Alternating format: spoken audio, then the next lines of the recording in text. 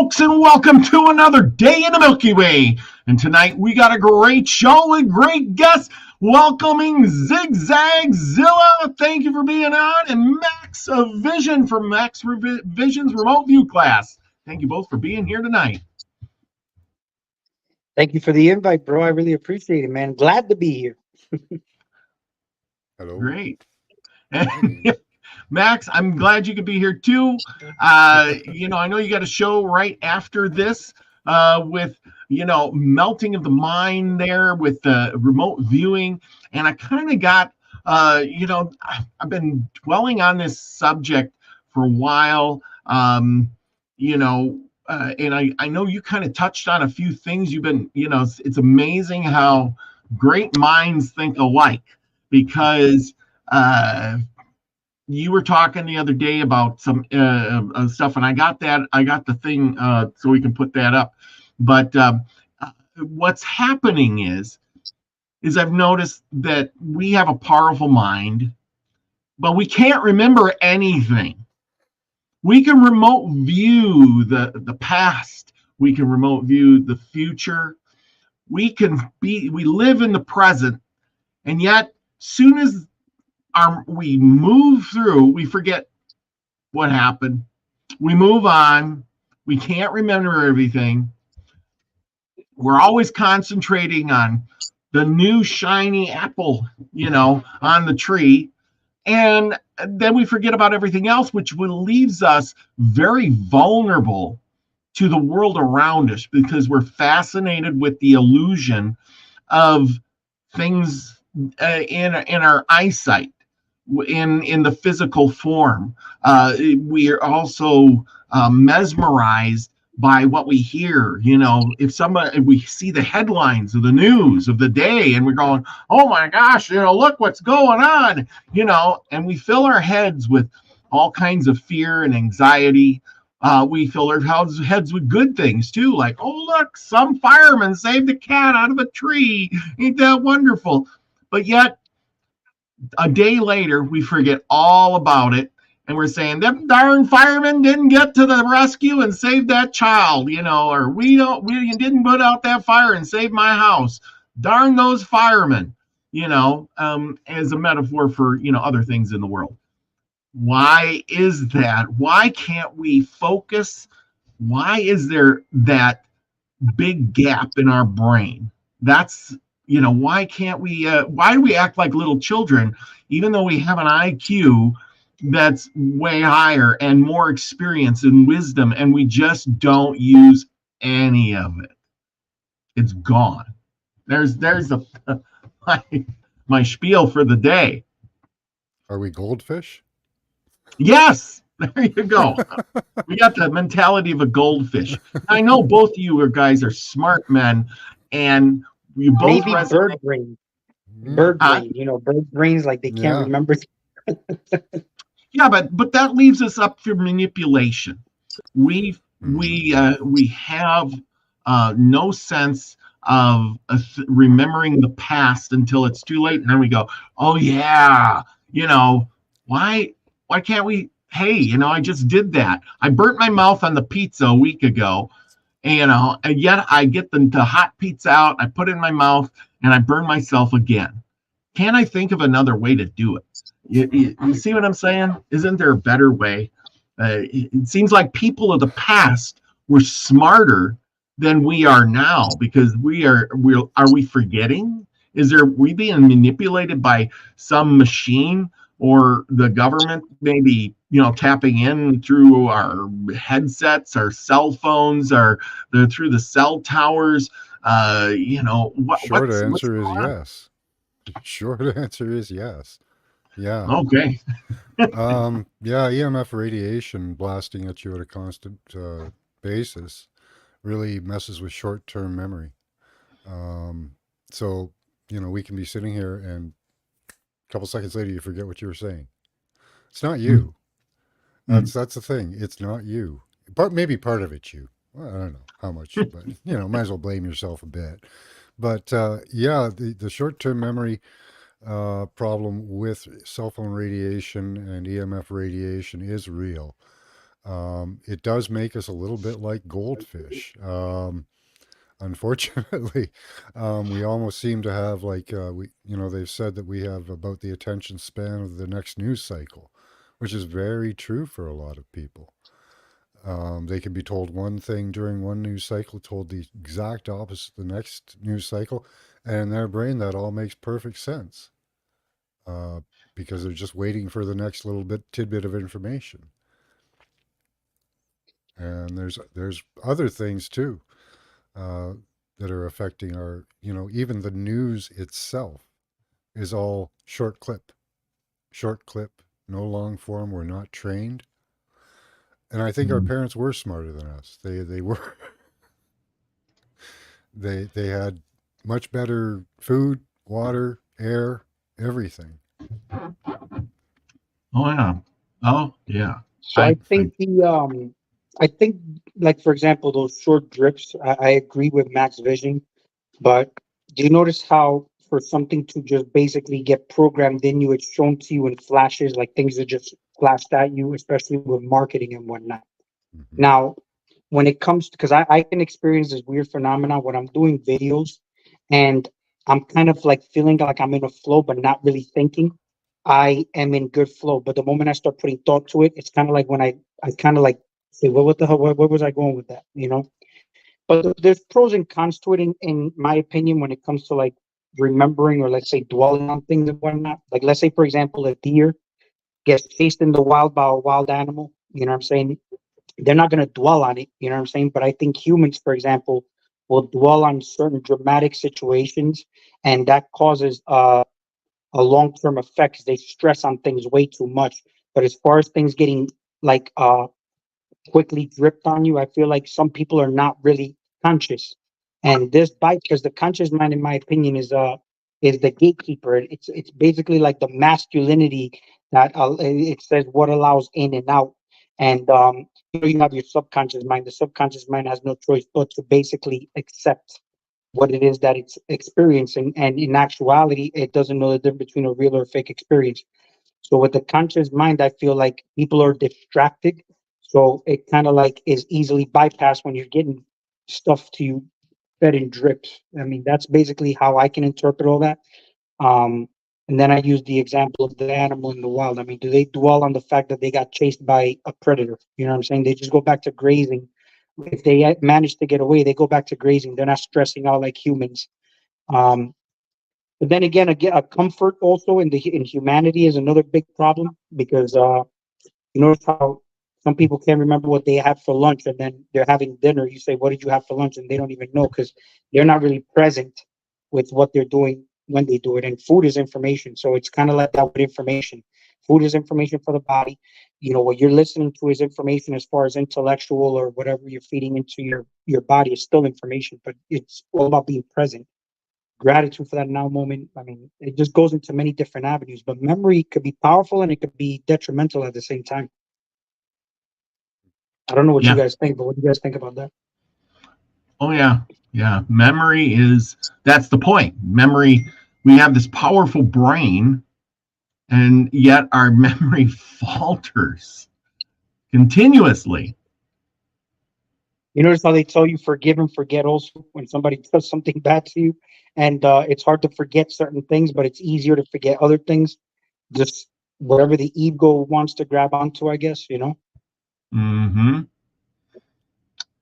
Yeah, Max, this is that link you put in the thing the other day. Yeah. Neurology. Yeah.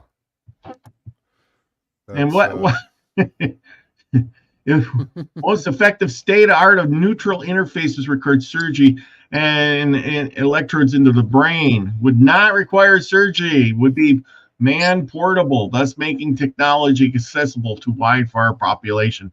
And so I don't know if everybody's read this or seen that, but what this is us. See, you know, like you said, drip, like you said, drip, drip, drip. Well, here it is, and we don't even know it. Right to that subconscious. Yep. Unfortunately, yes. Yeah. I these documents just blow my mind what they're doing. it almost makes me angry, almost makes me depressed. I go through a lot of emotions when I read these things, you know. Who are they to be doing these things, first of all, you know? I suppose first and foremost, you know. Mm-hmm. Yeah. Uh, so yeah, like we can have our brains written to now. Isn't that wonderful? They can scrub and rewrite your memories. I've always had a bad short-term memory throughout my entire life. It hasn't changed. I'll forget something 2 minutes later. Mm-hmm. Nice. Like, I want to just throw something in here. I had an interesting experience. I know you guys had that topic with DMT the last time that I was supposed to be on that show, but I have a friend that basically took a hit of one of these drugs that was like extremely powerful, like the ones that tend to give you the bad trips, right? And I forgot what the name of it was, but anyway, he basically ritualizes it and he takes this hit in front of the mirror. And Mm-hmm. he took this and he basically like put the whatever he hit, he put it back on the right in an ashtray right next to where he was looking at himself in the mirror. But basically, when he left that realm, he basically ended up as another person, completely another person. And he was basically a single man before he took that hit. But after he took that hit, he was literally in another reality with two kids, a wife, and he was actually 2 years older than he originally was. But the thing is, in that space, he the person he was when he took that hit in the mirror kind of felt like a dream. You know, like when you felt like you had a dream and it's kind of like fading and fading. And the longer he was in that state, that became more of a distant memory. But he wasn't gone for that long. You understand? He was probably gone for no more than a few minutes, but it felt like he was there the entire lifetime. You know, and then life goes on, everything is going, and he kind of accepts the fact that he has these two kids, his wife and whatnot. He feels emotionally attached to him and whatnot. And he went up into an attic and opened the box, and it was the same hit he took before he went into that trip when he looked at himself in the mirror. But to make a long story short, he took that hit and he basically came back right into the reality that he originally was in when he took that hit. You know what I'm saying? So it's interesting how you would be convinced of even this state that you're in, but how do you know you are not in some other reality, experiencing some other reality and some other memories are occurring? And that story blew my mind because I've never done none of these drugs, but I can relate to it because there's been dreams that I've had where before I woke up, I was a clam. And I'll never forget this. I was a clam in like Mm-hmm. the shores of the ocean and I felt the waves. The water. I mean, everything was just, but I was a clam, you know? And then it was nothing, it was probably like just a few moments and boom, then I woke up. But it happens only when I'm observing myself waking up, not just waking up. And you know how people say they go to sleep or they fall asleep? I've observed myself falling asleep and I've observed myself just waking up. But there's some weird ass phenomena that happens when you're in those cusp states between whether you're going in or you coming out. You get what I'm saying? And then when you do these drugs, it kind of like shoots you in those moments, but you're more aware because you're in a waking state, right? But I find it interesting how we get so attached to memories here in this realm, but how do you even know these memories are really as real as you think they are? You know, or the things that are happening, how do you know that it's, you know, you're just not having a big psychoactive experience, you know, in some other place and you think you're really here having a real experience, you know? I don't know. I just wanted to throw that in there because I thought that was pretty interesting based on the story that dude told me. And then we start to talk about all these other theories, and I'm like, well, why wouldn't it be like that with what's going on right now too? You know? Mm-hmm. Exactly. Exactly. Now, are you remembering your own life, or like Robert showed that document? Are we now living a false life? Is that a possibility? You know, Mhm. are our memories really our own? Because would you know if your memory was changed? Yeah, that's a good question. Would you know? You know? You know, Well, we talk about the Mandela effect all the time. And Exactly. that's the thing. Does it affect one person more than the other? and then the other person says, "Oh, I never heard of that," or "No, I think it's like I think it's Lucy." You know, you got some explain. And some people go, "Yeah, I kind of remember that," and the other ones don't. So did they change it? And at some point, and we just don't remember, or maybe they affected one thing which affects another thing, you know, like the butterfly effect. Well, we removed the memory of this, but because it was so close to this other event, that got kind of affected. But that's the one we know because not everybody got it all. Mm-hmm. Yeah, and when you write things down, like you saw the butterfly effect, he was writing things down, he was altering his reality, right? But we're looking at everything linear. From a multi-dimensional space, you writing things down, it's already occurring. But what determines if you get there or not, right? And that's a lot of focus. That's why can't people focus? That's the main thing, you know. And I feel like sometimes that's more of a muscle that people lost the ability to house only because they just don't slow down. They're just not, you know.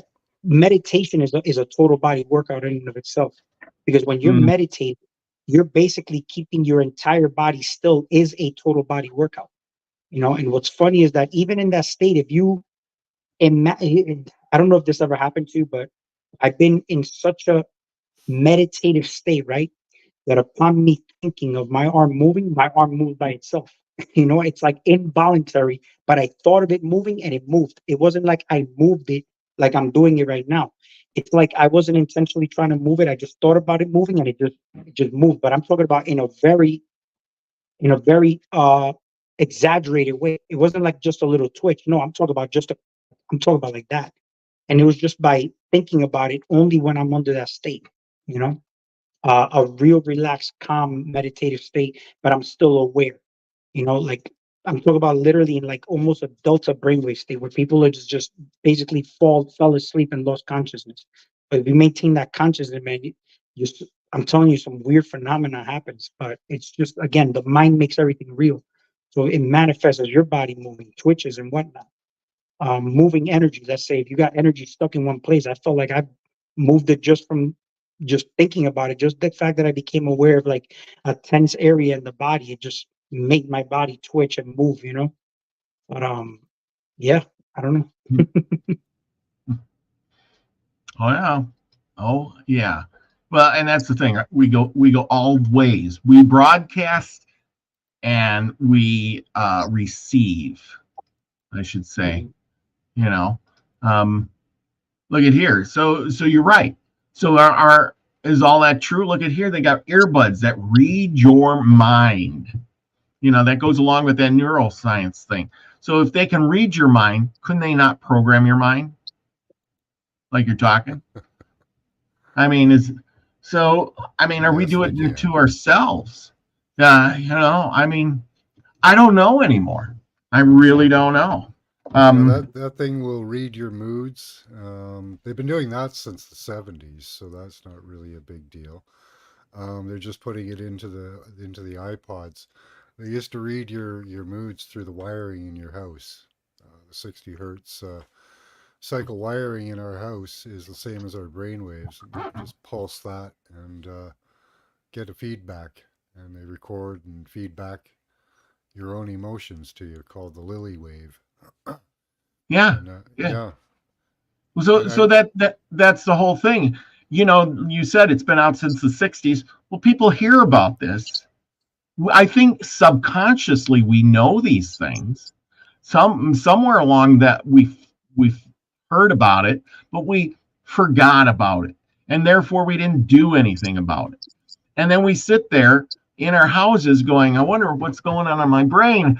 I've had this dream. I was thought of something like Zig Zag. You went ahead and you had a dream that you took the DMT, and yet you know you didn't. And then you said, hey, you know, I had this dream. Well, did that brainwave go out and then miraculously come back? And then did you have that dream, or did the system give you that dream? It's very interesting. Yeah, And in case people don't know what, yeah, go ahead. I'm sorry, Max. Go ahead, bro. Go ahead. Yeah, no, what I was going to say was, in case people don't know what you're talking about, I mean, I was basically, before we hit play, I let them know that I had a dream that I took a hit of DMT. Like I ate a mushroom pretty much. And I was like tripping balls. Like, you know what I'm saying? Like I was in a dream. I felt my legs went spaghetti. My body started going in waves. But the weird thing was all the visuals that started to happen. Uh, I mean, it was just everything was very clear. It was a real experience. Like I felt it in my body. I felt the visuals. Everything was just very, very lucid.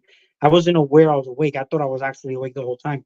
But then I wake up and, I couldn't believe that that was just a dream. I really felt like I took like a mushroom, picked it up, and then I had a hit. I just had a trip. So, Mm-hmm.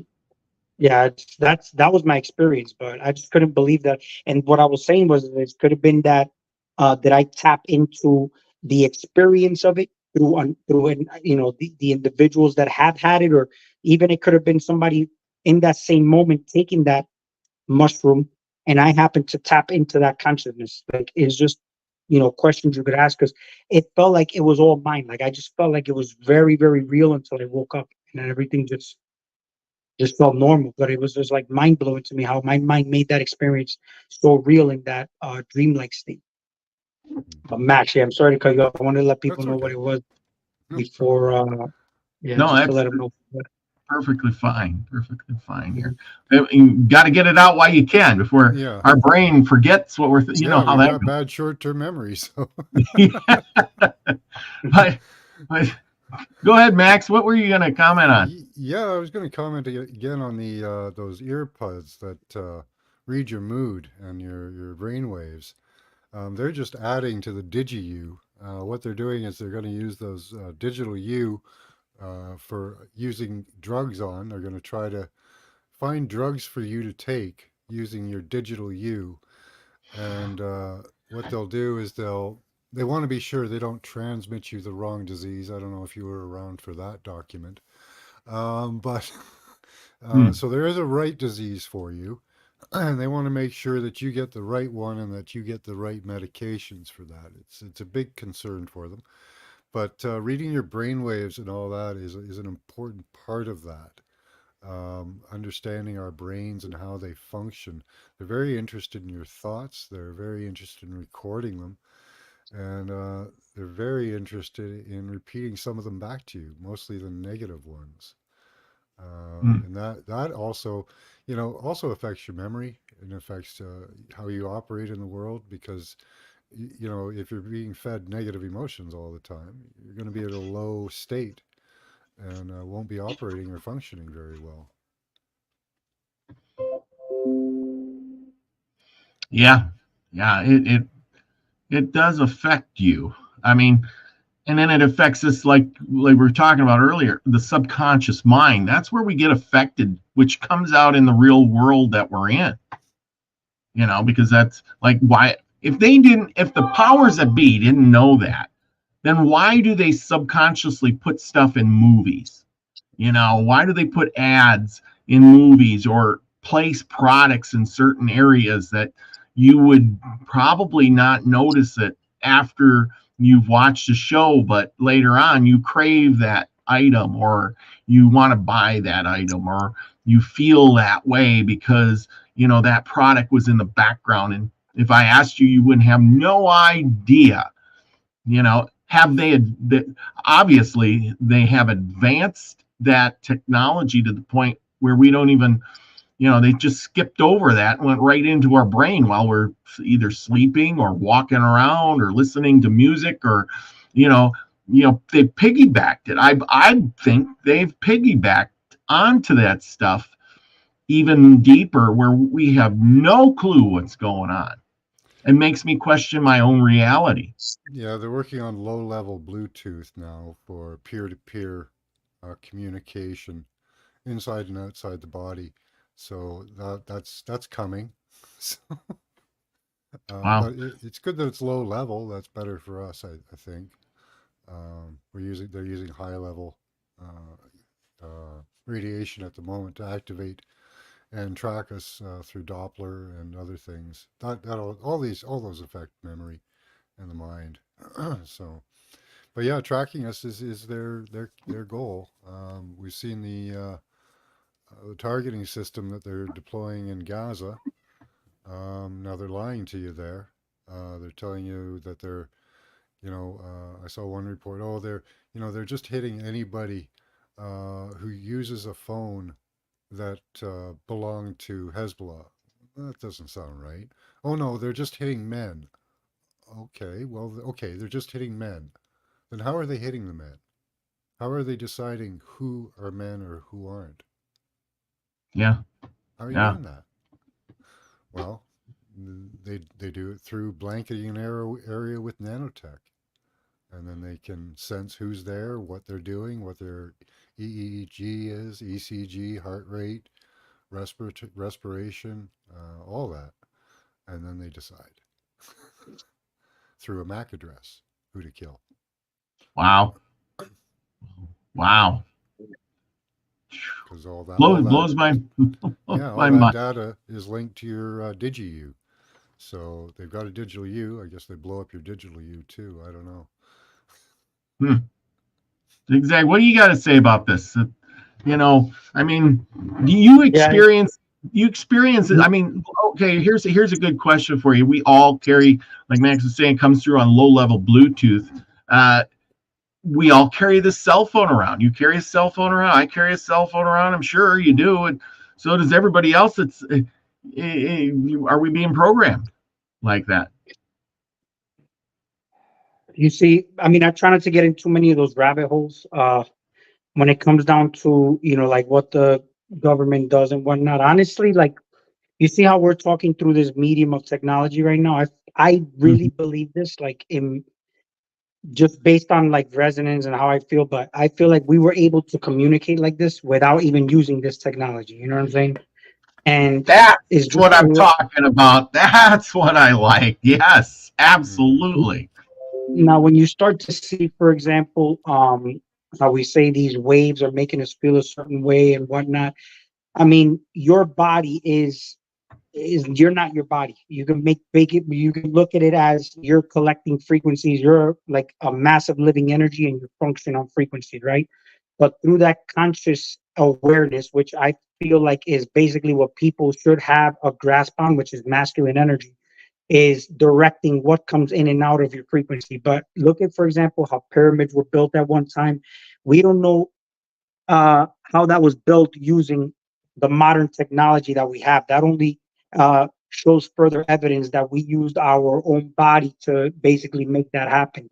We look at the creation story and how all of creation started. We say that God wanted to experience himself in creation. So, you have Adam and Eve and whatnot, and how they were created, out of the soil and the breath of life through the nostrils of Adam, and then Eve came out. You notice how none of that is how creation is done now in actuality.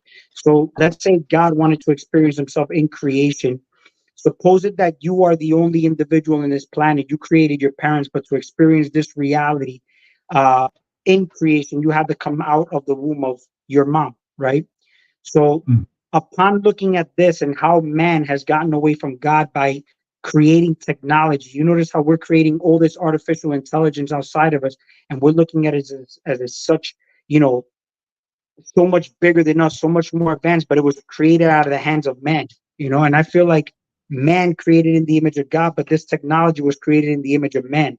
So when you look at it as far as how these things outside of you make you feel, sometimes I ask, well, why does my body feel a certain way? And some people are just eating imbalanced chemistry, sometimes listening to things that make them feel a certain way because through unawareness, they're accepting these things and it gets programmed into you that, you know, you become a victim of these things outside of you. And in actuality, you're basically creating everything as you go with your own mind.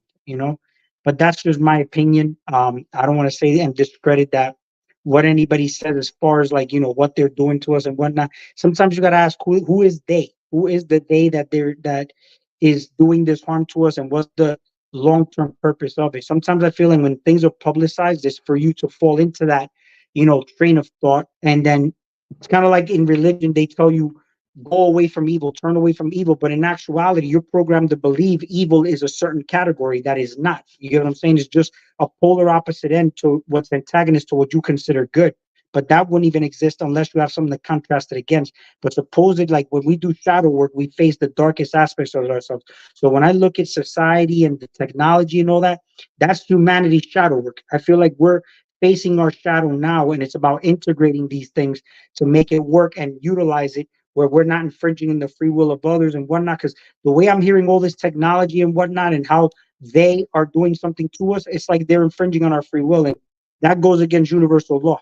So, and they're not doing it to infringe on universal law. I think people just believe what they hear, and it just basically falls in that category where you do it to yourself, you know. But what do you guys think about all that? Oh, yeah. I think I'm not. Well, that for me would work if I were God or I were the only entity in creation. But there's other peoples and entities out there with their own thoughts and their own creative forces. Yeah, that's my thought on that.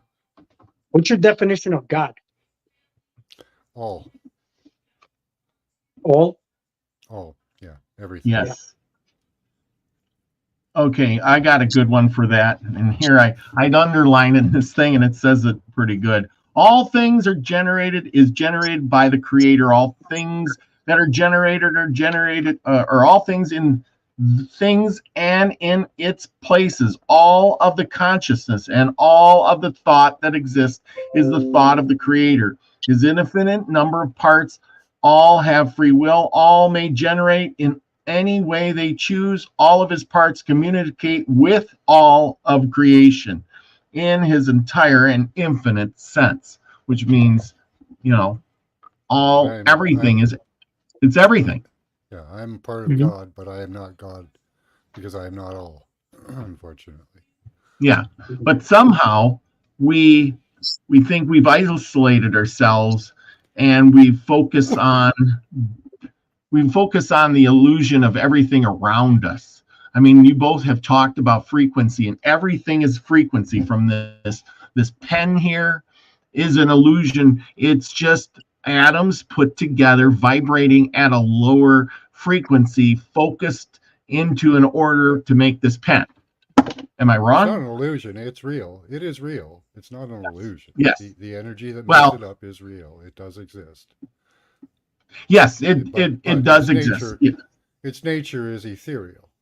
Like the nature of everything is ethereal, electricity, conscious, and with memory. But at least in my thinking. But there's different levels of consciousness and different entities and beings out there. Some of which we know, some of which we may not. Yeah. It's the objects. It's the physical illusion in which we deem this necessary to be this pen. Yes, it's real. We've manifested this pen. I'm just giving this as an example, into a pen, just like we manifest other things, our own reality. But I'm then, kind of an animist. The pen wants to be a pen. That's why it's a pen. Not because I made it a pen, but because it wants to be a pen. Yeah, because we can put other things together and they don't sometimes work. Yeah. I mean, and then when you try to put them together and they blow up in your face, well, I guess that just didn't want to be. I mean, you know what I mean? Kunichio knows the pen is not sad. It's a happy pen. That's like rocks. All the rocks I meet are pretty happy. Trees, everything is pretty happy being what it is. And, if I wanted to manifest or change reality, I don't think I can manifest because I'm not God. I can't create, but I can ask things to change for me. And sometimes I think they do. Things that are more ethereal, like weather and that. But things that are more stable in what they want to be, like a rock, I don't think we have much chance of changing that, You have to ask it really nice. Yeah. And then when you don't ask nicely, bad things happen. And you know what I mean? The universe around us works so when like you say that. When you say God is all, well, I'm still trying to figure out, because I'm sitting trying to figure out what all is. What is all? Everything, all energy, all existence, all. Well, then I'm energy, and then that means I'm God. Then if you're saying everything, then that means I'm God. You are a part of God. So why would you not be God? Well, I am. I'm a part of God. I am not God himself. I am not all. I am a part of the all. Yes. Mm-hmm. Well, the all exists because you're looking at it. then I may have some way to affect or change it. But I think God gave himself for us, and that's the way it goes. So Well, we are you God, can't. But God is creation's us. made. You can't change creation. Creation. I mean, you can shape your own circumstances with your uh Yeah. perception and basically your way of seeing things, right? Mm. But uh I say God is more of a no thing than all. I mean, it's just all is. I mean, how do you know all is actually a thing? It's nothing. I mean, it's just even when you look at it on a quantum level, everything you see is 99.999% empty space. You know, that's why it's really Yeah, no thing. it's all energy. There's light right there. That's pretty much what it's made Hmm. up of. So Right. there's a lot of space. You know, you try to get two Hmm. atoms to go together, and it's really hard. They don't want to go together. Yeah. Yeah. Hmm. Oh, You they know, don't. Yeah. Max, your volume's real low. Everybody's saying they can't hear what you're Yeah. saying. I know I turned mine up, and I'm like, but I guess they're missing. I don't know You can which hear me knob well, this right? is. Yeah, Yes, I can hear you well. I don't know which knob I'm supposed to turn here. Okay, let's see. It's that one. There. Is that better? All right, we'll do it that way. Yeah. Well, Is that better? Yeah, a little bit. I can hear you. a little bit I better, better. A can hear little you bit better. guys. You're too loud. It says you're too loud. Me? I'm too loud. Okay, I can adjust that. I can turn mine down Is somewhere that here. better? Yeah, I can hear you Yeah, I mean, better. I can hear you. Yeah, I can hear you. Yeah. Okay. Yeah, I can barely hear you. I turned you up too, and I thought it was just me, and I guess it's not. I don't know if these knobs actually do anything, but That's a cool looking microphone too, bro. I Okay, thought you'd I be the turned my loudest one in the room. too. Okay. yeah, thanks. It's Yeah. it's an easy one. It's like the Rode, so it's really Yeah, easy to so I'm use. You saying just it's a cool looking mic, man. USB. Yeah. And it's working. It's just a little low. I had some problems with my mic the other day, and it just quit kind of working. I don't know why. I got a good expensive one too, and it just decided to not Sometimes hook they up. change the programming, some Yeah. of the parts of the program, and that'll affect the mic. That's what happened with StreamYard. And then something happened. They changed some of the programming back, I guess, because people were complaining, and it works fine now. So Cool. Okay, there. We got yeah, everybody's what mic. do you think of? What do you think God is, Gaza? Sorry, Zigzag. So God is authority. I mean, who's got authority over your life? I mean, when you even hear like God of the realms of, let's say you got God of the air, God of the water, God of this, God of that. Who's the God of your household? I'm the head of my household. I'm the authority figure, but overall, I'm experiencing life through the body of Christ. You're saying so when I look at my experience, uh, the experience I'm having is God experiencing it through the body or through the person you're looking at it. But in kind, I'm seeing God in you. I'm seeing God in Robert. I'm seeing God in everything I'm experiencing outside of me. But only Mhm. because it's created in my image. I'm observing you and I'm collapsing you into existence. Whatever uh, I'm not aware of, does it really technically exist? I mean, that's just been Okay. the debate on quantum science, based on the observer theory, Yeah, I but wondered that they'll too when I say, was. Do you actually exist when I'm not here? I don't know. You know. yeah, well, yeah, and that's the thing. How do you know anybody you're talking to, or not just AI robots like Sophia? And Sophia would be something that we're looking at as so advanced, but we're really observing uh, advanced technology, just observing other people. Like I'm breathing the breath of life into you. You're breathing me right back. But Yeah. Are we I'm artificial? also animating you as I'm talking to you because I can change my character and it would completely change your character if you're not aware. You get what I'm saying? Or you could just maintain your frame and maintain as Max, or I can change your character. And that's why somebody says, oh, that person came out of character, and why would that be? And that's just depending on the character that other person decided to use to change your character, you know? Mm-hmm. Yeah. Yeah. It's see that's the thing is we're all We all have our vision of that. I mean, there's billion people on 8 billion people on the planet, and I swear every single person probably would give you a different answer for how you see it. I mean, variations of that same answer. Yeah, it's great. Isn't it Well, amazing? Which is that's the amazing. whole thing, because ask people what does love mean, and you'll get a bunch of different answers. Ask people what the word evil means, you'll get a bunch of different answers. So in other words, not knowing the concrete origins of those things, I think you'll get a more understanding of it just knowing yourself, like knowing all those aspects of yourself is where you get those answers as far as to how religion will teach you and how you actually interpret it as far as how you processed it. When I was in school, they told me how the pyramids were built, and for some strange reason, I was the only kid in school that was like questioning how it was possible that they were telling me that slaves built those pyramids, moving those stones 500 miles from the building site.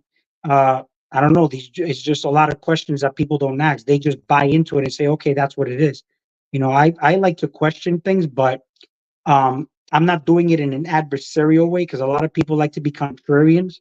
I'm just doing it where I want to know why you think that way and where you came out to that conclusion, just kind of dissecting your mind, more like a scientist, but not in any way maliciously. But some people would take it wrong, and I don't know why, because sometimes I want to know why you feel you think in a particular way. But it doesn't mean I don't believe you. I believe you because in my opinion, all information works. There's people who complain. There are hours and hours of debates of people saying, is the earth flat? Is the earth round? Oh, yeah. What happened there? He said the earth was flat or round, and they took him down. The Are flat you earth there? conspiracy people getting you. Yeah, too many things happening right now, right? But Yeah. Did you hear what I was saying? Yeah, you said the earth is flat or round, and we went down, and I'm like, oh no. Took him out. I said I didn't say. I tried not to say any keywords that would cause a conspiracy here, but and here's what I was gonna get to before I'll just finish up. It's basically like I'm not my information, right?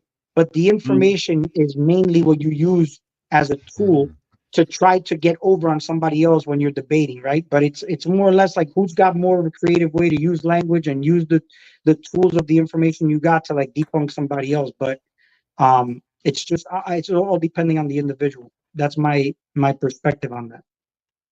Yeah, I collect perspectives like trading cards, different ideas on the earth, different ideas on God. They should be just like that, like trading cards, instead of people taking it so personally, That's right. That's why I don't get offended if somebody don't if you're saying something about me, then that's different. I mean, even that I'm not going to get offended by, but I'll take that a little bit more personal because it's a personal attack over information. I really don't care what you think about my information. If you want to like talk about it, we could. That's just how I look at things, but I love it because in a way it does keep the mind sharp.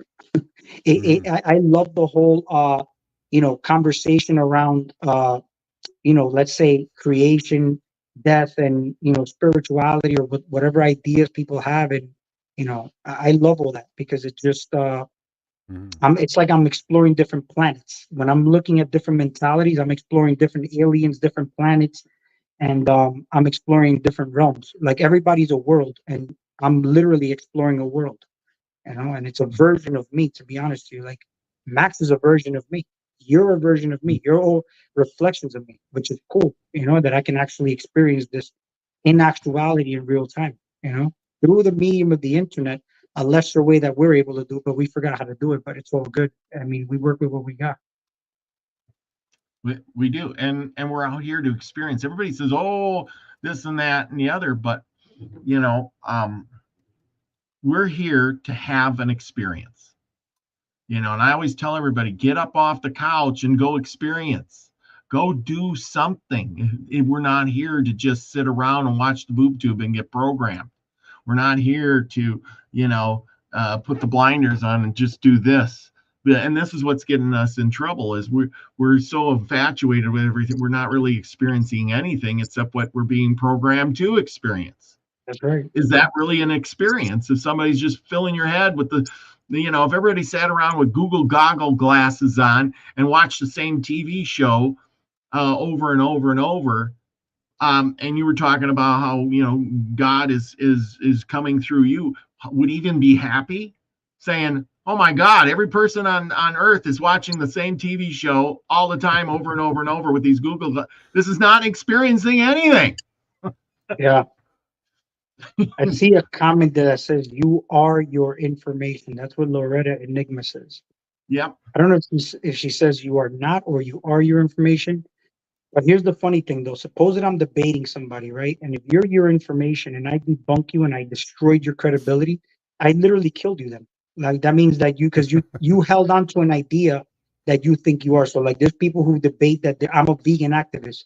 If I go debate a vegan activist and I smash them in a debate, I literally killed you because I destroyed your idea that you thought you were a vegan. You're not those ideas, man. You're not even human. So it's like people attach themselves to so many things, and that's why all this stress and anxiety actually happens.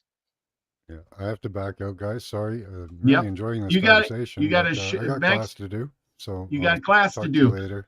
I'll put the link in the chat, Max. Thank you for showing up Hey, tonight. Max, Good to have Max, good to see you, bro. Thanks for having us. All right. We'll Yes, see you sir. later. you. Okay, see you later. All right. Yeah, I got to show up here. I'm trying to find this link so I can put everything in. Oh, here we go.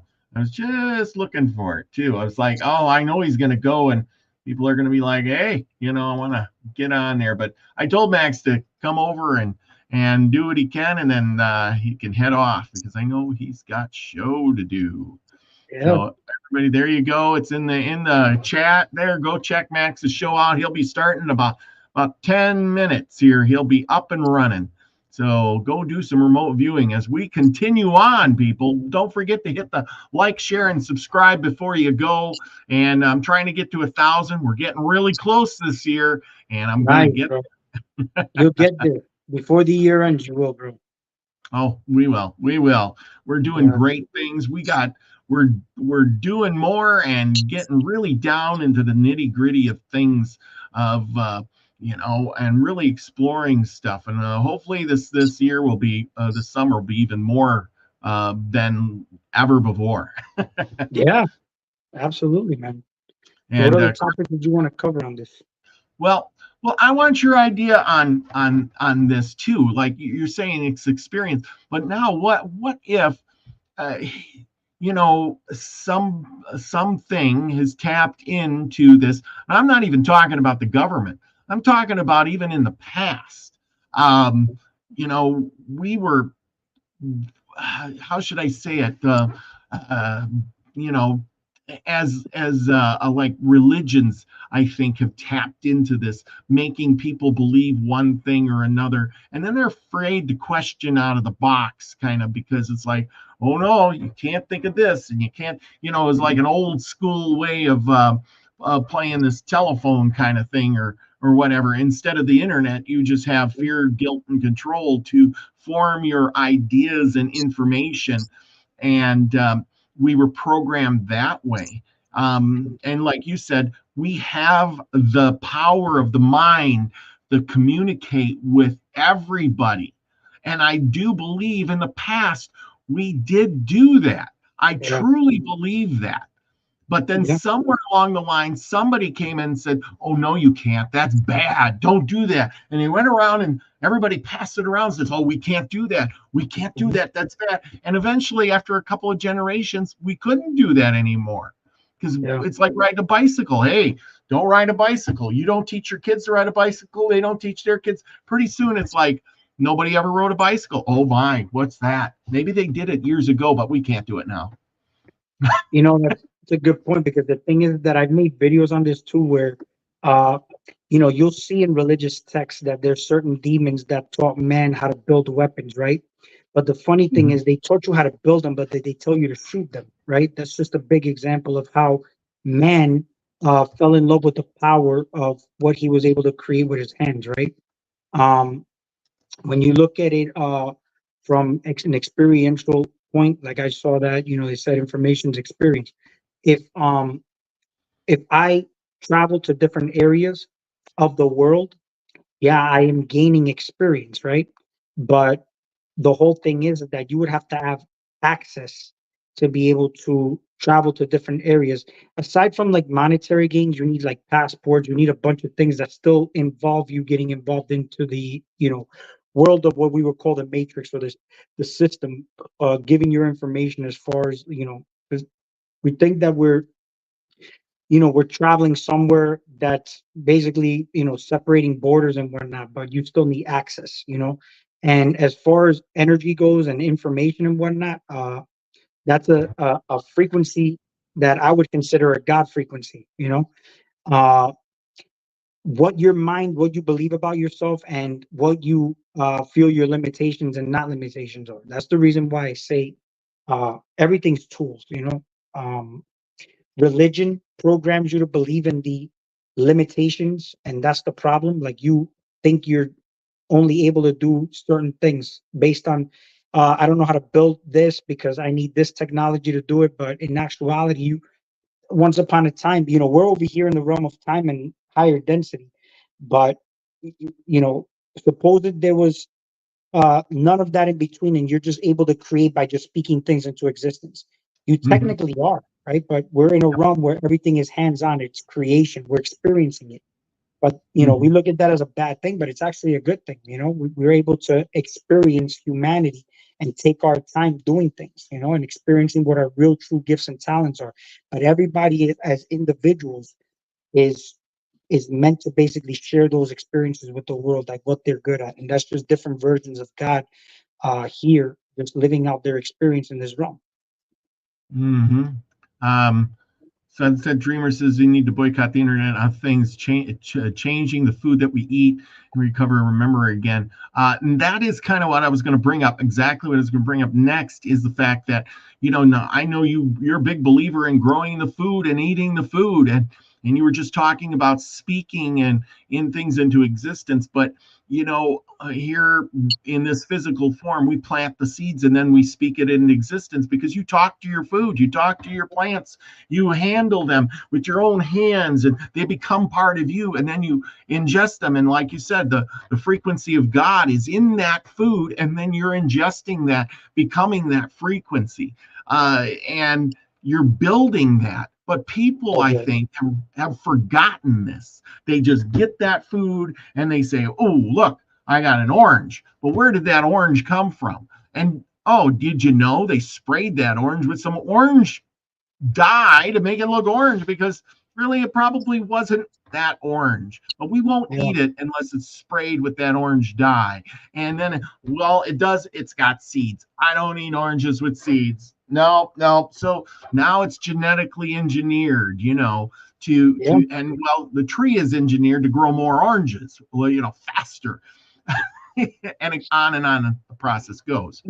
The secret equation here is life force energy. A lot of the foods that people eat are void of life, and that's why Yeah. people don't feel like they have the life, of God in them. But Mhm. here's the crazy thing though, like when you listen to information as well, um, a lot of it is void of life too. It's void of water. You know how people say in court that holds no water.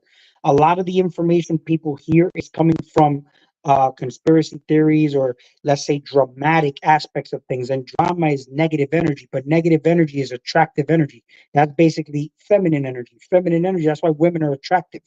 Those type of things draw people in, and they like to listen to that. But when something resonates with your spirit and you're listening to something of substance, it requires you changing yourself first. Because there's moments where I've heard things before and I'm like, what the hell did that mean?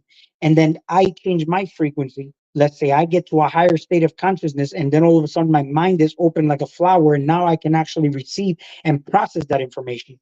It's more or less like if you've never ate a certain type of food and you eat it, you may get indigestion, but Mhm. you're not processing it properly. Information is like that. You're eating, and it also requires you to prime your body to be able to receive that kind of frequency as well. And life force energy is beautiful. You can basically see a huge difference. And you know this, Robert. You grow your own food, man, and you see a huge difference with the type of foods you eat when you grow them to the food you buy in the supermarket. I mean, I'm talking about everything is lit up in your body. Like everything just works better. You feel better. It's not a placebo. You're basically in a vibe that is inexplicable to the stuff that you would buy in the supermarket. You feel different, like heavier, more inflammation with foods in the supermarket versus when you grow your own food. You just feel like you're alive, man. Like you just feel better. You don't think Mm. so? No, I believe we do. Mhm. We're we're we have. Sorry, hang on a second.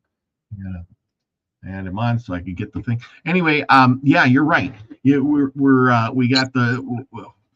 If you grow the food and then you're talking, with that food, you're nurturing that food. You have more invested in that. I think it's a subconscious. See, that's where it goes back to the subconscious thing. I think that has to do with it too, because you feel more invested with that food, a connection with it versus, I bought an apple off the store, but now I have this impression of what that apple or orange is supposed to look like. I got nothing invested in it. I don't really have a connection with it. It's food. That's Mhm. all it is. It's an apple. I'm going to take it home. I'm going to cut it up and I'm going to eat it or put it in a pie, whatever I'm going to do with that. But I'm not invested in that. I don't have that connection. Right. And that doesn't happen with every food. You can't do that with everything. But when you grow something, I grew that apple. I'm so much happier with it. I'm invested in it. It's part of me. And Right. I think that's the difference. And right now, there's not many farmers. Not many people grow all their food or any of their food, particularly. Right. Uh, You get. No, I thought you were going to say something, bro. I think we had a delay. But you said the word connection, and that's that loving frequency, man. If anything, that connection is basically, you know how you're told in movies like, oh yeah, I got a connection with this person spiritually, I got a connection with this person mentally, like you have a special connection with the plants, but on like I was talking before when we are under this illusion of separation, right? But let's say on a deeper level, we walk the garden. Your frequency is what the plants react to. That's how impactful you are. Like when you walk, you're molding and shaping your circumstances, just existing, just being in that space, but you're emitting that frequency. So when I'm growing my foods, it could be even uh in any place you go to in the business world or whatnot, it doesn't matter, man. Your energy impacts the room, impacts the environment, and you give that off, and a lot of people pick that off up in you. But the plants especially, man, you just being there, you may have a deficiency in your body, you may even experience certain weeds growing that'll balance the chemistry that's imbalanced in your body. But a lot of people are not aware, and they'll think that's an annoying pesky weed, and then they'll just go kill it or use chemicals in their garden, when on a real deep level, man, you are connected to that land. That land will actually even grow certain herbs and weeds to balance out imbalances in your body. But these are things that on a deep level, just you touching the soil, maybe sweating on the soil, and it's been a hot day. Even me, I put the seed in my mouth and then I plant it, so it's already got my DNA in it. Uh, there's many different things, but you're connected to the land, and you can get connected to it as deep as you want. You can go as far as to even urinating on your land. I mean, it's just, there's mhm. many different levels. You got to use your creativity and imagination, and things just work in your favor always.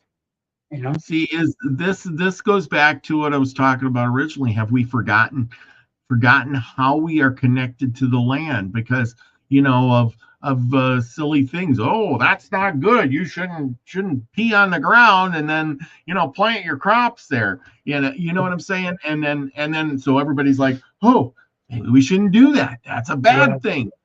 yeah, We shouldn't. We need to. Like right now they're promoting of, oh, you shouldn't have a garden. It's polluting the land. Only big farms should have gardens. And we talked about that too. And it's like they keep saying that enough over and over and over again. Within that's that another, program. the 20 years, people will be like, you got a garden? Oh my gosh, you grew something and ate the food? Yeah, That's terrible. You could die. Didn't you hear what the news was? I grew up when I was in school and they said, don't eat a garden food. You only get it from the grocery store because it's FDA approved. you know? now the urinating thing, I'm talking about it just basically doing through the compost process, like in the compost bins. Now I don't like peeing on the actual places I'm Yeah. growing food. You get what I'm saying? Um, Yes. but a lot of people shouldn't even do this because a lot of people eat, their diet sucks, and on top of that, they're on so many medications that, that's the last thing you want to do. But if you were basically like you were living back in the day, supposedly none of this, GMO inorganic foods and whatnot, where even people's own poop was actually fertilizer. You know what I'm saying? Because when you go into Lowe's or the supermarket, I mean, Lowe's or Walmart, you buy blood meal, bone meal. That's just processed, decomposed stuff that animals eat basically, and it's basically poop. Like you buy chicken poop, you buy cow manure, right? I mean, Mhm. human manure is the same thing. It's just that it's too many drugs, too many pharmaceuticals, and that creates a huge issue. You know? I don't know if you know what mill organite is, but what do you Yeah, think mill organite is? yeah, yeah, It's just processed sewage, yeah. Private sewage. Yeah. and people put it on their lawns and fertilize everything with mill organite, and it's like, doesn't anybody question what it is? But you put it on there, it smells like crap, but hey, it grows everything really good, especially at golf courses. They use a lot of mill organite at golf courses. Go figure. Yeah. You You know know, what's crazy about the memory part also? When I was talking about the technology and getting further away from God, we used to do things basically in our land a lot different than we used to do back in the day, right? When I'm talking about, uh, let's say if somebody got sick, they would actually use the herbs from the garden. People would know how to use even turpentine, which is basically pine tar that comes from pine trees. People would use castor oil. People would use certain homeopathic remedies.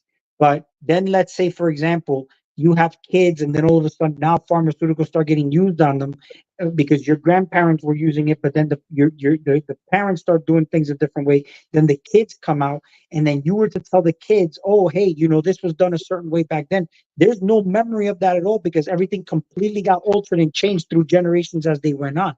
So, like you were saying right now, yeah, mhm. we're gonna get to a state where people are gonna be like, "Oh shit, you grew gardens? We did that? No, I mean, we got supermarkets. What do we need gardens for?" And that's getting further and further away from God. And in actuality, through the technology and whatnot, that's what I was trying to get the example of when we build technology and we use certain things to make our lives easier. We're actually getting further and further away from God because we are supposed to actually be here not to work in systems to make other corporations rich, but in actuality, we're supposed to be here as far as trading. If I'm good at one thing, you can benefit off something that I have. But we're under this, illusion of power coming from like money, which I don't have nothing against money. It's a deity, it's an energy, it's a symbol of power. And it's only a symbol of power because of the amount of energy everybody puts to it. There's people who kill each other for money, backstabbed each other for money. There's blood money. There's a lot of different kind of money. But why? Because people believe in this so much that they actually give this symbol that much power.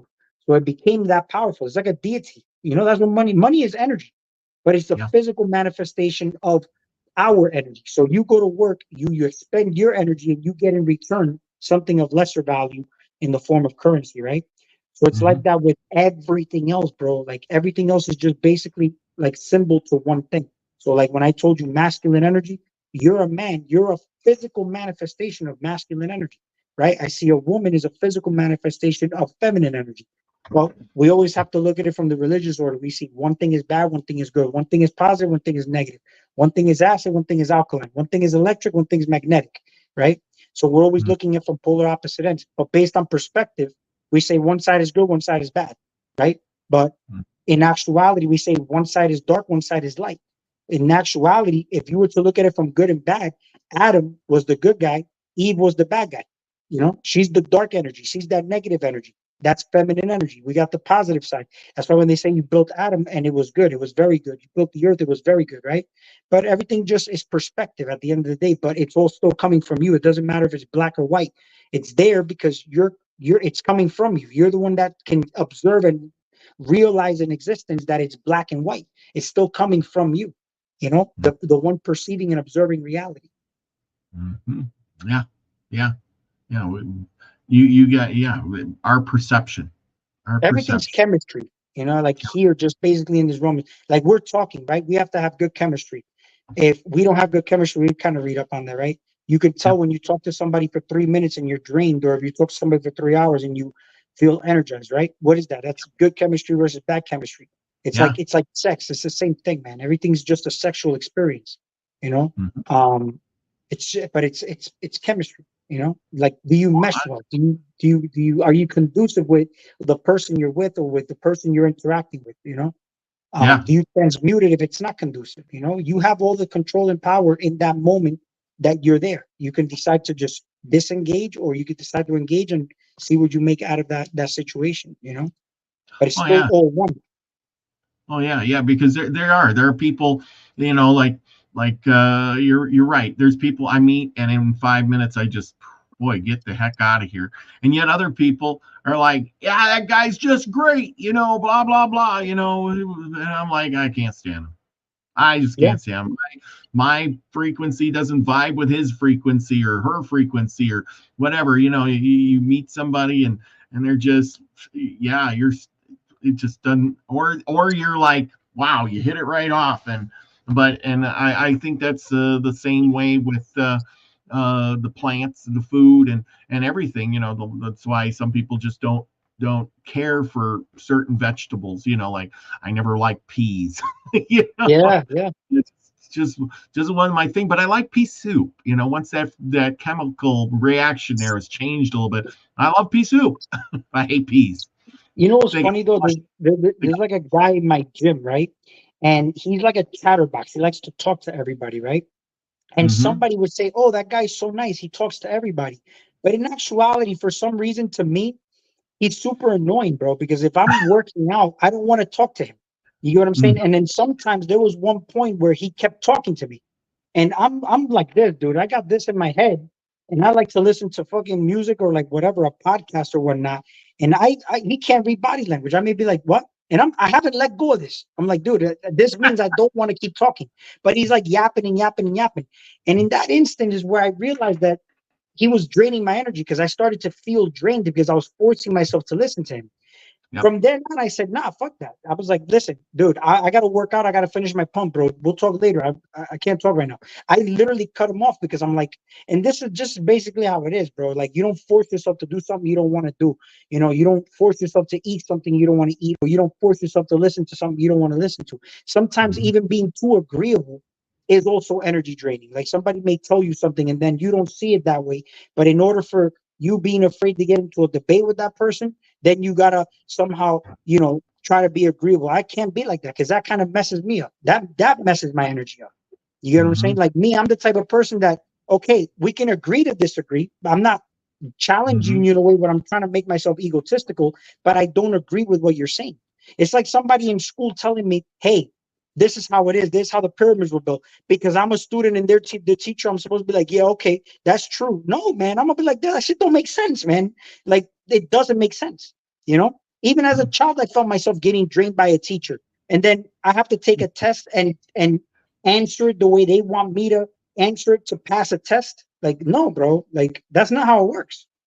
You know, mm-hmm. Yeah. No, I protect your agree. energy at all costs, but it's standing your ground at the same time. I'm not attached to my information like I was talking before, but I have a stance, you know what I'm saying, on my perspective and how I see things. Unless you open my mind to something else, I still look at it as a win because I'm like, oh shit, I didn't see that. Thank you. I won, even though in your mind you think I lost the debate, but no, I accept that I lost, but I'm also gaining something. You're still protecting your energy. It's everything's energy here, and it's all reciprocal. But the reciprocity is if the person's also open to receiving and giving at the same time. I had this conversation with one guy, and we were talking about sexual experiences, right? And we were Mm-hmm, talking about with this little topic that a lot of guys like to get into with the no fapping, and like they're saying, don't sleep with a woman will drain your energy and whatnot. But in actuality, man, this is just because of the corruptedness of pornography and whatnot.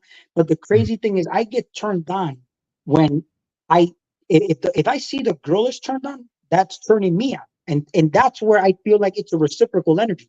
Because if not, what are you doing? You're just masturbating on each other, and that's it. That's where you're feeling like you're expending energy. You know what I'm saying? mm-hmm, Like, it's just that's where I feel like the corruption starts from somewhere. But are you aware of where the corruption is at and the moments you're doing it and why you feel the way you do, or why you're perceiving things a certain way that are not favoring you? There's always, if you sit down and take your time, everything you can always see where it's at, and you sit back and reflect, because you're projecting your reality. Well, I agree with that. I think that's the problem nowadays is a lot of people, they have that sexual energy, they get, and that's fine. But then all of a sudden, that's all there is. They're feeding off of that. And then 2 years later, they're getting divorced because, hey, the only thing that was, really working there was that sexual energy, and everything else was draining either one or the other. Right. Because they can't stand each other any other way. They're like, every time I'm around you, all you do is yak, yak, yak. But then, the other part is good. And some people stay like that, though. I mean, and for a long time, and then you can see it in their faces or their lives, how they've changed, or, they go downhill because they're not really, because two people, it doesn't matter who you are, you get together, you're supposed to give and give, and receive at the same time, not one gives and the other one just receives, and one's doing great and the other person's just drained. Well, you're supposed to, that's why when you, like, maybe if you give it good to a girl, you notice the next day, like, oh, she goes to work, oh, all of a sudden she got this beautiful glow to her. Yeah, because you lit her up. But in kind, she should be lighting you up too. And again, it's not what you're doing, it's how you're doing it. That's the most important thing.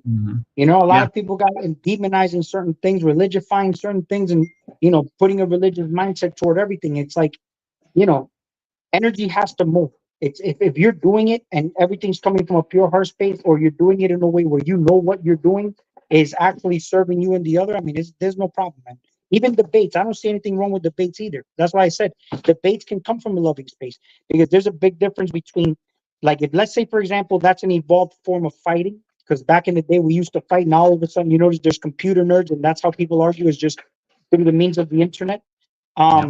If you really think about it, though, there's a difference between a street fight and an MMA fight. Every time I'm in a conversation with somebody and I am in a debate with somebody, I'm still doing it from a loving space where I got respect for the person, where it could be I'm shaking hands before I debate you. It could get turned into a blood sport, but at the end, we still shake it out. We still say, hey, man, good sportsmanship. In a street fight is not like that, but that's how I look at all forms of competition here. It still keeps you sharp. It still keeps you good. Because if I'm talking to somebody, I'm not going to agree with everything you're saying. If I tend to disagree, I mean, I'm still in a loving space. I'm not really doing it out of a malicious state, But I feel like this is where people should start to be less sensitive. This society has gotten very soft. They become, I mean, I hate this. I don't want to use bad words, but they just became pussies, bro. I just think everybody needs to man up a little bit, bro. And that's what the point of this is just to engage, have fun, experience life. What the fuck are you here for? Just to be comfortable, experience, learn. And if you fall, get back up. The best experiences and the best learning lessons are in the falling states, when you're falling. If society looks fallen right now, this is the best opportunity to basically get up and be stronger now, isn't it?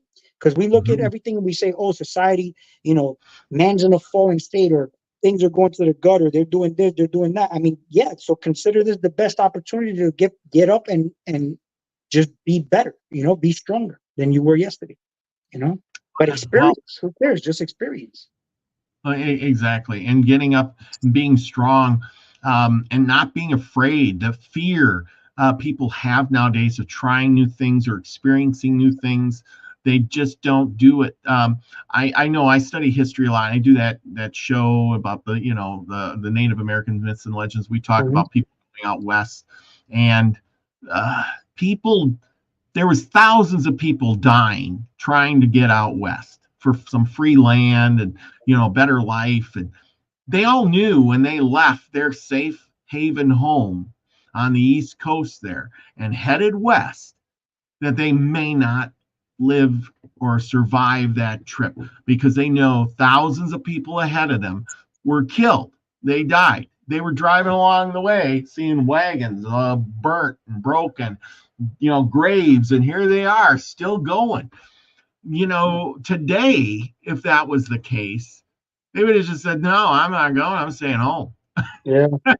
And the West would never get conquered or conquered, because they've been like, we got about 10 miles down the road, we see a couple wagons and some graves, and holy cow. And then the word is that everybody that goes this way gets shot up or killed or dies of some disease or something, and run out of water. What do you mean? Yeah. Well, look how soft it's gotten. You got to be careful with how you say things, what you say now. If now you'll get censored. I mean, it's so freaking whack, bro. Like, you Yeah. know, I just feel like it's ridiculous, man.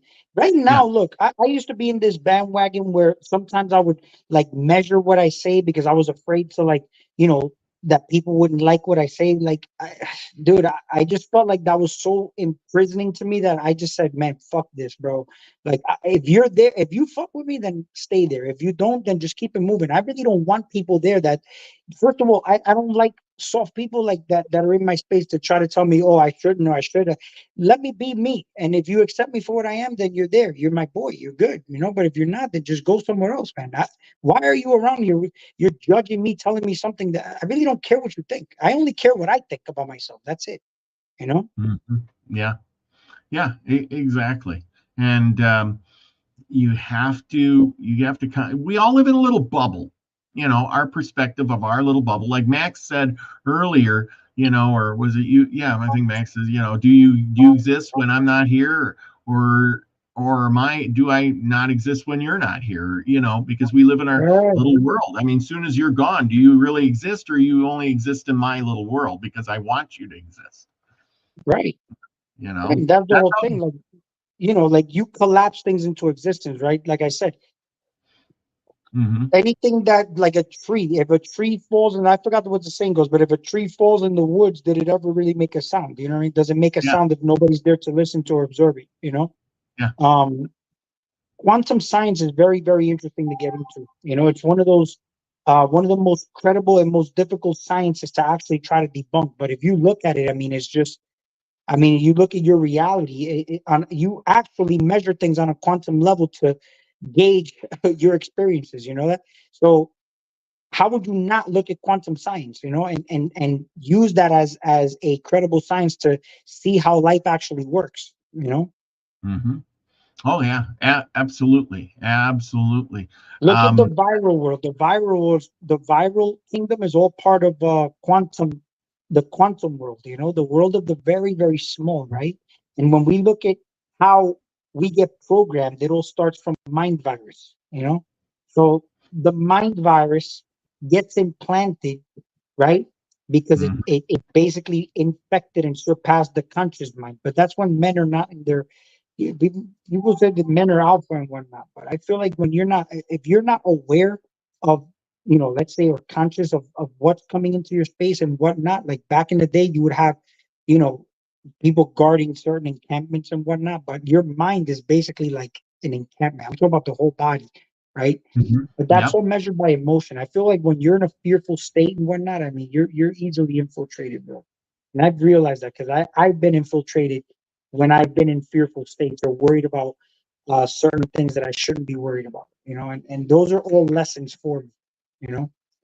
But Well, it's all yeah. experiences. Well, I take it as a win. I, oh yeah, I think the powers that be know that if they get you in a fearful state, you do unrational things because we don't function together. We're just winging it as we go, and we are like, herding cats. We're just running around everywhere, going our own direction, and they know that if they shake the bowl of food, we all come running, or if they make a loud sound, we all just scatter. And they figured out how to maneuver us through that method. And that's the thing, because we resonate with certain things, and then if you get enough people, do you ever see, you've seen those experiments where they have two people that are actors and they have a bunch of chairs and there's a bell that dings and everybody stands up, and the next guy comes in and those aren't actors, and then the bell dings and he gets up, and then they sit down, the bell dings, everybody, another actor, a guy comes in, and the bell dings, he gets up with it, he looks at what are you guys doing, and then they're getting sitting up and down, and bell ding, and then when somebody doesn't get up and down, they take them people out, like, come with Yeah. me, and everybody's like, oh boy, I better sit up and down, and that's the thing. We are corralled, and that's kind of the point of the show, because we don't think out of the box. We see one person getting taken out because they didn't, conform with everybody else, and then we pressure the other people to conform like we are. That's kind of wrong in a way, but that's what we do. Robert, what do you think is the number one thing you do to fulfill your social contract with others? What would be the number one thing you wouldn't want others to do to you? So what would be the first thing you always do to make sure that you fulfill your social contract with others? In a way, you always say be the frequency you want to see or receive, right? So this is why I asked you this question. What's the number one thing that you want from people to never do to you, so you do that with others, so that you never see that in return? That's a really darn good question to answer off the cuff. Boy, it's a hard one. It really is. Things I don't want to see done to me is, I would say, and I ask you this because of your saying, be the frequency you want to receive. Yeah. So that's a very good question, because I actually thought about it as you say it. You know that? Mm-hmm. But I think it to me it'd be a disrespecting me. I try not to disrespect people. I think that's one of my big things is I try to give everybody an equal foot or whatever. And then when somebody disrespects me, because I always think, I try not to disrespect anybody. That's the first thing that comes to my mind is disrespect. And I like that one, because that's why even during this show, I said also that, I'm not my information, for example. You can talk about my information, debate my information, but don't disrespect me as a character. You know what I'm saying? Because then I'm going to feel like I want to whoop your ass. But, here's the thing, though. The reason I ask this is because also when something very bad happens to me, I don't get angry, but it's an opportunity for me to say to myself, I don't want this happening to me, so I'm going to make sure I don't do this to others moving forward. And I can't stand liars. You get what I'm saying? Like, people who lie are very weak. And I get lied to at times, but then I say I'm projecting this to some extent as well. We all learn from mistakes and whatnot, but I just realized I can't stand liars. You know what I'm saying? So I realized that I said to myself, I'm going to do everything in my power to not lie to people. I'm not going to lie to people. I'm not going to lie to people in my surroundings, because I don't like people lying to me. It just really, really gets me worked up, and I observe the emotions I feel. But the thing is that's kind of a form of disrespect. If I lie to you, I'm disrespecting you because I'm not telling you the truth, and you're going to go off and it's like, okay, is that the direction I should go? Yeah, sure. I'm lying to you. You go down that road for 50 miles and your car breaks down. There's no water, no food. There's no town down there where you were going. I disrespected you by not saying, hey, just don't go that way. Something, anything. Or I'd be better off to say, I don't know. And you would respect that more if I said, I don't know where that road goes, than if I said, I think there's something down there. You better go, because that's the thing, that disrespect of lying, that would be in that category.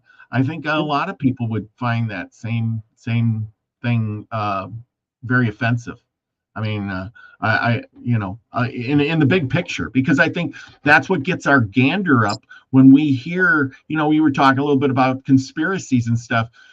Well, some of those conspiracies end up turning to be truths, and then we're pissed off because, we've heard it for 20 years, and now it's like, they finally admit, hey, we've been seeding the clouds. But for years and years, them chemtrails up there, that's nothing. That's nothing. Don't look at it. It's just exhaust from the jet planes.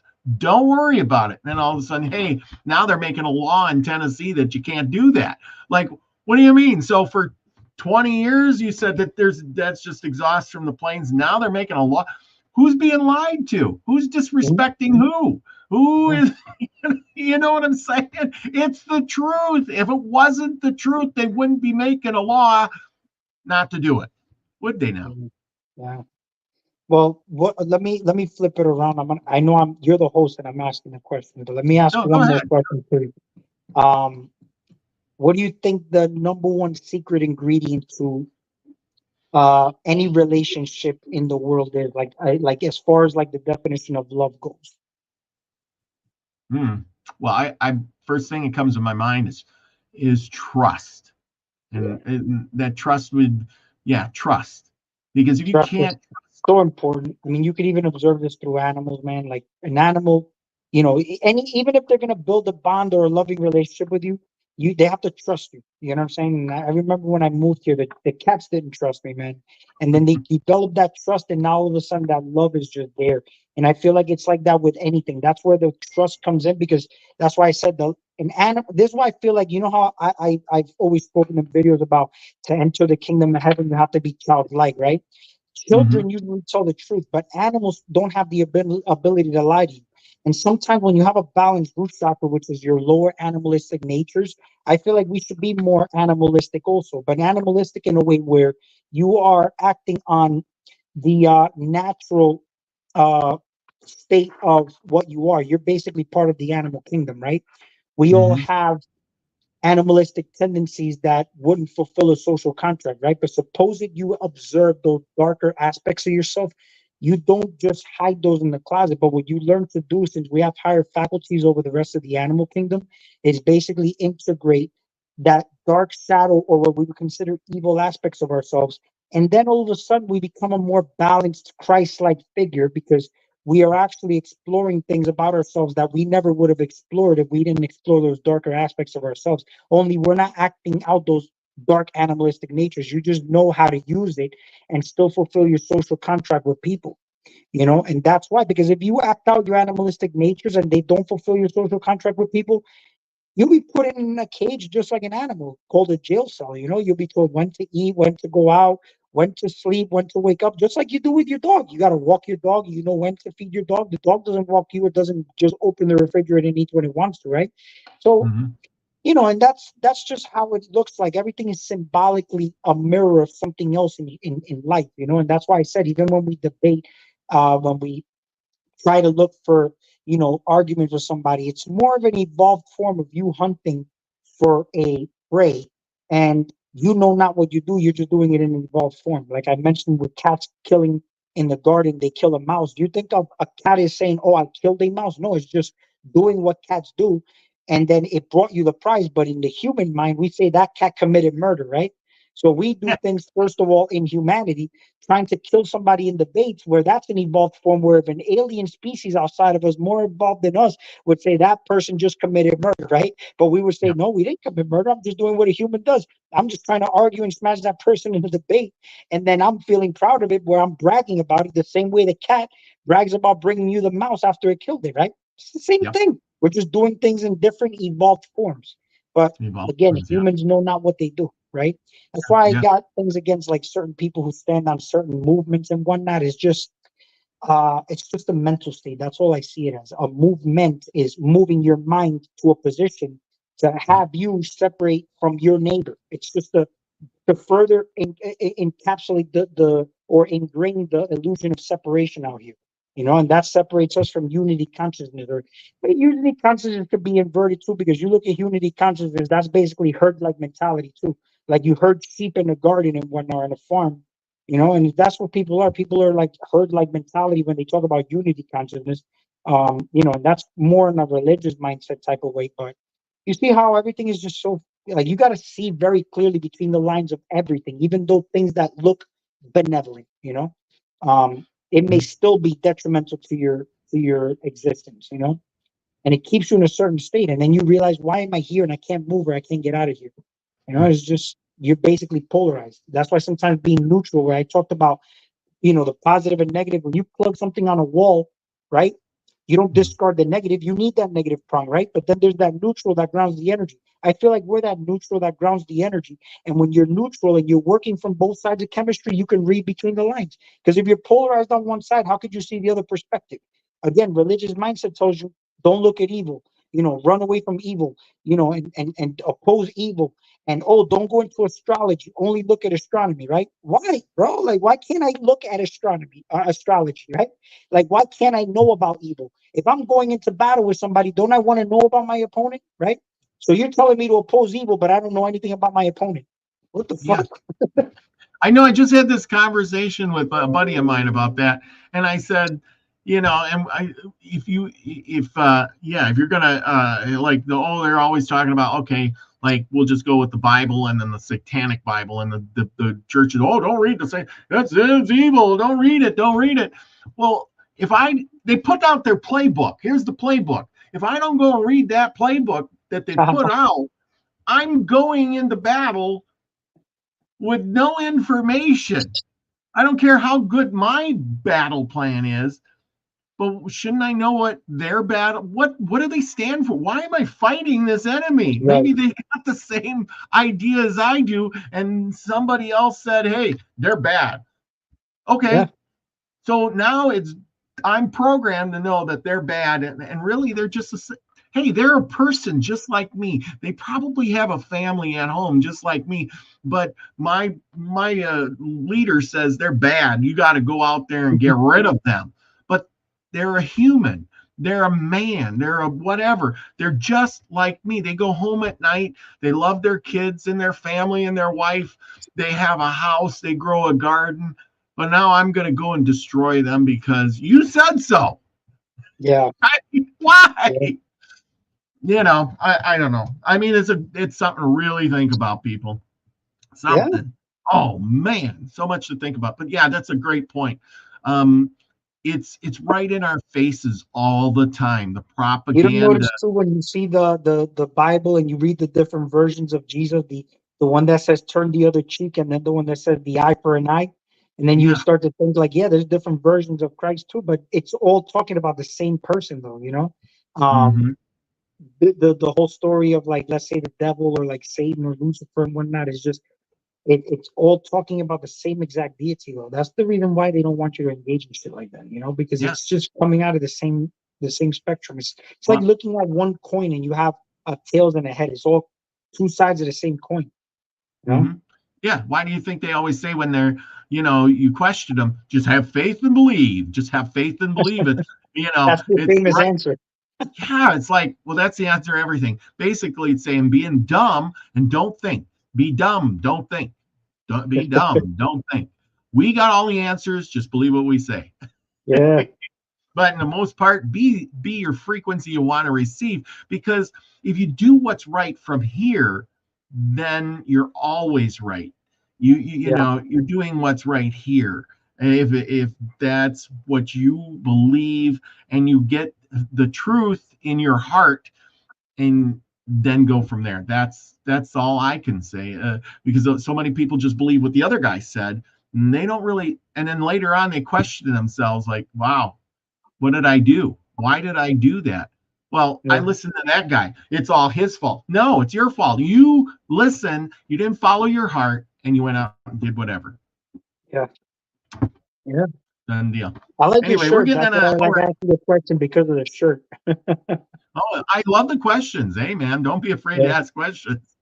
Anyway, we're getting about an hour and a half, so we're going to have to wrap this up.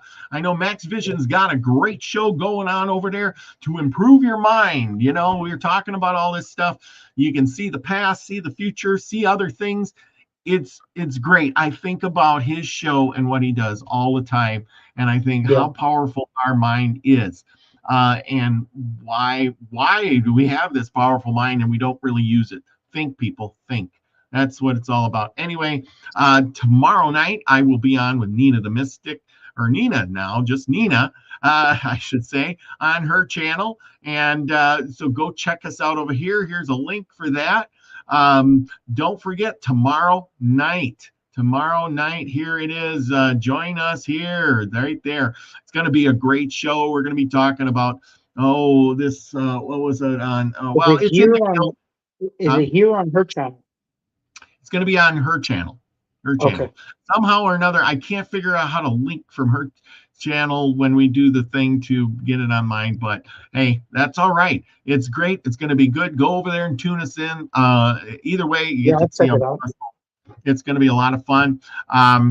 And oh yeah, you can catch it on Rumble. That's a new big platform. I got a channel on Rumble now, and you don't even have to look at my ugly mug. You can tune me in on Spotify now, believe it Wow, or not. nice. Oh That's what's up. man, tune on Spotify. Who doesn't listen to Spotify? But anyway, we'll be on there. Let's see. So, what was I gonna say? Oh yeah, I'm on Instagram now, Spotify, Rumble. I have my own Rumble channel too. You can catch me on that. All the You got links into me. You the follow below. me on Instagram, right? Yes, I do. Okay. And yeah, you're on Instagram, and you're on. Mhm. You got a YouTube channel. You put out some good stuff there. You know, what, at least once a week you got a video coming Yeah, out usually. yeah. But I sometimes I go and do. Sometimes I'm more than that, but the minimum is once a week. Yeah, you get on this lot of good rants, I tell you, and ideas, and you sit in the car and it just comes to you. You know, it's like your little studio there, which is good. That's good. Car is a good place to have a studio. It's kind of all sound. I can't apply too much thinking. It just has to. I just have to sit there and just talk without thinking too much. If not, it just I cuts the know. communication. I know your information. I swear, once you start, it just like flows Yeah. like a river. Like on here, when you start, I just kind of sit back and I let you go, because that's when the best stuff comes out. You know, it does. Yeah. It really does. You have one of those brilliant minds that just goes like that, and I appreciate it. I really do. I really appreciate that, man. Yeah. Yeah. So, you know, like I said, I love having you on. I'd like to get you on more because, you know, we're going to be growing gardens and we can talk more about Yeah. that food and stuff too, you know, Yeah. and I love your insight on a lot of that stuff, you know, with how we grow that and get that frequency and, you know, all the stuff we talked about tonight. And it's really, really important to, Yeah. you know, think like that, because we Yeah. don't. Like I said, we go to the store, we grab an orange or an apple. We don't think about what goes into it. We don't appreciate it. You know, if people, I just my word out there, if you can grow one plant in the house even or on your porch and pick one tomato, for example, and eat it, that was grown by your hand, that is more important than all the ones you could buy in the store. Yeah. My opinion. 100%. I've spoke Yeah. to a few people and I actually tell them, I'm like, hey man, do you have access to growing at least one thing? Because they always tell me, like, we're talking about they got health issues and whatnot. But believe it or not, bro, like health is so simple, man. It's just like if you just make a decision to make whatever you're ingesting very, very simple chemistry, the body is gonna heal, man. The body always takes that path to heal, but it's just that we get in the way with such complex chemistry we put in there, the negative thought patterns about the situation you're in, all that could be reversed. It's watermelons, bro. I mean, I'm telling you, man, watermelons are powerful, bro. Watermelons are one. I think I'm telling you, man, just based on experience, because this is experience. Watermelons are the shit, bro. Like if you could grow some watermelons and juice them and at least do 7 days on it, like just say a 7 day just juice cleanse on watermelons, man, you'd be a totally different person after 7 days. If you ever felt bloated, tired, just man, it's a reset button. I try it. I tell people just try it. You're not gonna die. You're introducing energy to the body. So Yeah, no, I'm right there with you. Interesting. Yeah, I know my buddy, he grew some watermelons. They didn't quite get ripe because they were out here in North Dakota. So he took the rinds and made a watermelon rind jelly. And man, is that good. Really good stuff. all the citrulline, all the amino acids are in that rind, man. Matter of fact, that's what helps you. That's what's clearing out your colon too, is those rinds, man. Highest concentration of citrulline on there, which is what bodybuilders look for when they're working out, bro. You want to go to the gym and start you see your veins come out and shit, and then you're like, oh, I'm working out. And bro, I took the watermelon rinds and I was fasting. and I got the craziest pump without eating anything but watermelon juice. It's just the watermelon rind juice. I couldn't believe it. I had the veins coming out. I was pumped, and I had no food for like 4 days. Wow. Yeah, I mean, you just gotta try it, man. It's just something you gotta try it. Way cool. Well, just we got to try that. I'm going to grow some watermelons this year. Don't worry. As soon as the soil warms up enough. But anyway, don't forget, people, join us tomorrow night. Live chat on Nina's channel, just Nina. Check it out. Go over there, subscribe, get her some subscribers. Remember, she lost her Nina the Mystic channel, and we're bringing her back better than ever. Go over there, check them out. Go check Zig Zag Zilla out, and listen to some of his rants. They are powerful, moving rants. Trust me, powerful and moving. And with that, everybody, thank you all for joining us. Don't forget that the like button, sub and subscribe. Looking for 1,000 subscribers. Finally, I'm getting really, really close, people. Really close. So with that, remember the biggest thing, as we talked about all night, be the frequency you want to receive, everyone. We love you all. Peace, everybody. Peace.